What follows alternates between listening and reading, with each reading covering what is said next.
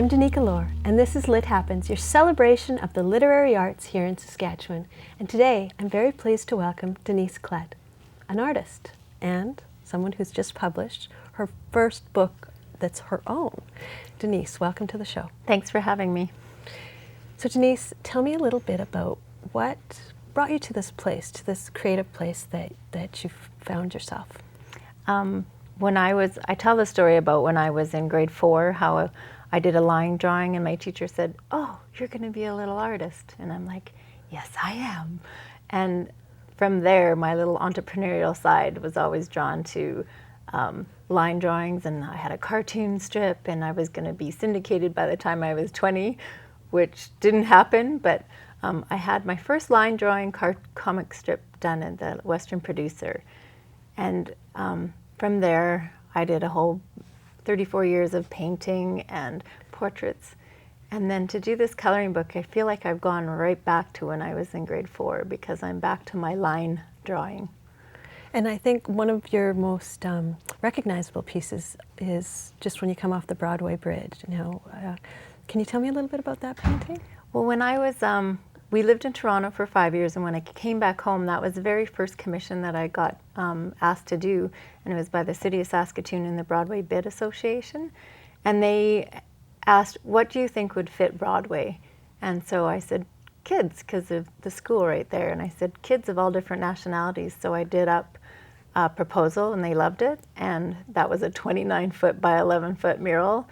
And it took me about a month and a half to do it. And it's still there after about 21 years. Wow. And so this is quite a difference to Yes, be it doing a coloring book. And not quite as big, but it seems that there's almost as much detail in the drawings as there would be in a giant mural that covers the side of a building. This project, the publisher gave me 4 months to finish the book. And there's 62 drawings, so that's one every 2 days. And they're between 8, 12, 16 hours, just depending the complex to it. And yes, it was quite the project. It was bigger than the one on Broadway. And so why do you think coloring has become such a trend these days? Well, there's been lots of articles. It's amazing how it has surged to the top-selling books in the world. And they say it's because it calms people down. And I have so many girlfriends, including my daughters, who sit for an hour and they can feel themselves just calm and zone out, and it relaxes them. So I guess it's a form of meditation. And did you ever think that you would publish one of these coloring books? Oh, the second that I saw my first coloring book, I knew I wanted to do one. It wasn't for me to color one, because I paint all day. It was to draw one and to do one. I fell in love with them the second I saw them, and I just knew I had to do one. And so where did the theme come from, Fairies in Dreamland? Well, I did a few sketches up, and then I have an agent that's in New York, and I told him I want to do a coloring book. And I said, "Here's some sketches." And he said, "Okay, well, I'll show a few publishing houses." And he showed St. Martin's Press, a division of Macmillan, and they loved it. So then they showed and I showed the drawings to people, and I asked them which ones they liked. And everybody, especially women, were drawn to the fairy ones.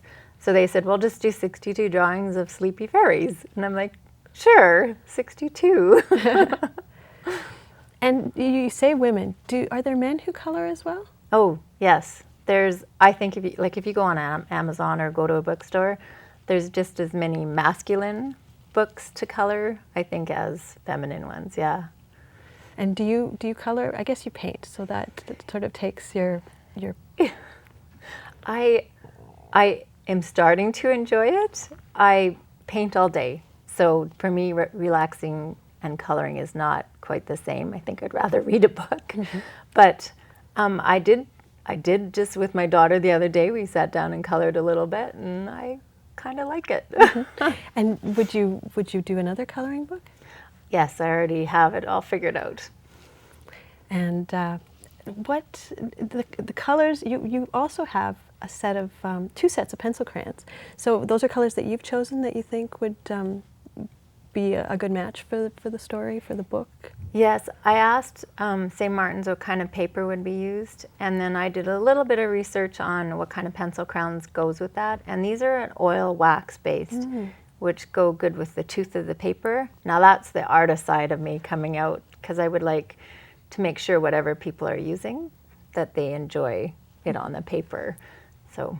And I think that that's important, though. I think it's important for us to use good quality materials, because people are putting a lot of time into these pieces, and some people, even they color something and they're so proud of it they hang it on their wall, and they put themselves into it, choosing the colors. And if they're using good quality materials and good quality pencils, they're going to have something that they'll be proud of, and that they feel that they've accomplished something. They've not just calmed themselves down, but they've brought themselves to the page as well. Yeah, I think the most exciting part since the book was released was on social media. People are starting to post the pictures that they have colored, which for me is really surreal, because some have added backgrounds, some have added a whole palette that I wouldn't even thought of, and they've been tagging me on it, and I'm just like, oh wow, and it gives you goosebumps, I think. And some of the other things that you've also illustrated children's books. So how was that experience for you? Oh, to see, I don't know what an author feels like to see their words in print, but I think it's the same feeling that I must get when I see my art in print. Because the very first children's book that I did illustrations for, there was 32 pages, so it was 32 paintings.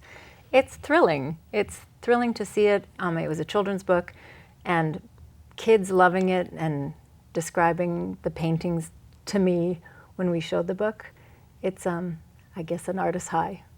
And how many children's books have you illustrated?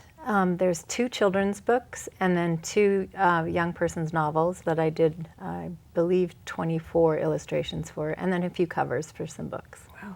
And so the sort of the older readers, are they line drawings? They're lines? Yeah, black and white line drawings, yeah. So you really sort of have moved full circle from where you started when you were a small child. Yes. To, it's really wonderful to be able to. Did you always dream that you would be an artist? Was that your number one goal as a child? Well, yes, because when that teacher told me that I was an artist in grade 4, I went home and told my dad that I could quit school because now I could be an artist for the rest of my life and I'd have a head start. He made me go back to school, but it never changed. I have been an artist since then. Wow, that's it's so nice to meet people that realize their dreams and that realize what their dreams are, and to have a teacher like that who do you think that teacher gave you a push that might have taken a little bit longer to find? I was grateful for that teacher to say that because it reinforced what I already think I knew. I loved drawing even when I was 4 years old, 5 years old. Mom said I was drawing on the walls. I've had teachers through school and high school that have pushed me and kept saying, you have to do this, you have to do this. So education was important. That helped me direct it. And then when we moved to Toronto, I met a color theorist for the U of T, and she mentored me for the 5 years that we lived there, and that was huge too. Wow. So do you, what do you think the next step will be? I have lots of ideas. I would like to do another coloring book. I think the next one maybe could be cute if it was mermaids, because it kind of goes with that theme. There's always something turning in this head of mine. And I really would like to work on another book of 32 illustrations. I think that was one of the very exciting projects to work with because it's very challenging. Well, Denyse, that's all the time we have for today. So where can people find your book? You can get them at McNally's, at Indigo, Amazon, and if your local bookstore doesn't have them, they'll bring them in because Macmillan is everywhere. Thank you. Thank you so much, Denyse. My name is Denyse Klette, and this is Lit Happens. Thank you for watching. You can find past episodes on Shaw TV Saskatoon's YouTube channel. You can contact me on Facebook or Twitter, and you can email me at denyseklette@gmail.com.